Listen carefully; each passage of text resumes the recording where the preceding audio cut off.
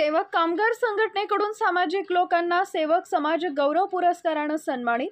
सेवक कामगार संघटनेकडून सामाजिक लोकांना सेवक समाज गौरव पुरस्कार या कार्यक्रमात बोलताना संघटनेचे संस्थापक अध्यक्ष माननीय उमर फारूक ककमरी म्हणाले, सेवक संघटित व संघटित आरोग्य कामगार संघटना महाराष्ट्र राज्य ही नोंदणीकृत कामगार संघटना असून गेली अनेक वर्षापासून सक्रिय काम करत आपली वाटचाल सुरू ठेवली आहे।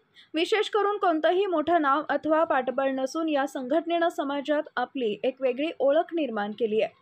सेवक कामगार संघटना वेगवेगळे उपक्रम राबवत असून वेगवेगळ्या क्षेत्रातील कामगारांची समस्या सोडवणे तसेच त्यांचा सन्मान गौरव करत काम करत असून महात्मा ज्योतिबा फुले आणि डॉक्टर बाबासाहेब आंबेडकर यांच्या जयंतीचं औचित्य साधून मिरजमधील शेतकरी भवन इथं शेकडोंच्या संख्येनं जनसमूहासमोर सामाजिक काम करणाऱ्या अनेक व्यक्तींचा समाज गौरव पुरस्कारानं सन्मान करण्यात आला।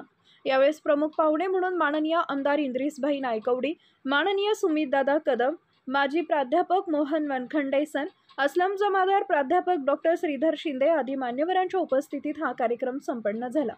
त्यामध्ये माननीय योगेंद्रदादा थोरात यांनी आपल्या प्रभागामध्ये जी शाळा सुरू केली आहे त्या शाळेचं वैशिष्ट्य व कौतुक करण्यात येत असून त्यांना सुद्धा समाज सेवक पुरस्कार यांनी सन्मानित करण्यात आले।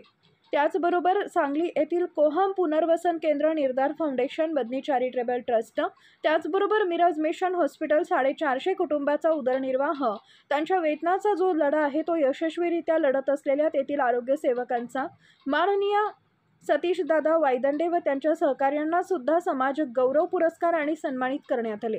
यावेळी संघटनेचे शिलेदार प्रशांत कदम, ममता कांबळे, अमोल होवाळे, मानतेश कांबळे, संगीताताई माने, ज्योती गुरव, इम्तियाज खडीवाले, बाळासाहेब भंडारे, सना मुल्ला, निशा कदम, मोहसिन मुल्ला, स्तवन भंडारे, फरहान पकाली, सुहेल ककमरी, फजल खडीवाले आदी उपस्थित होते।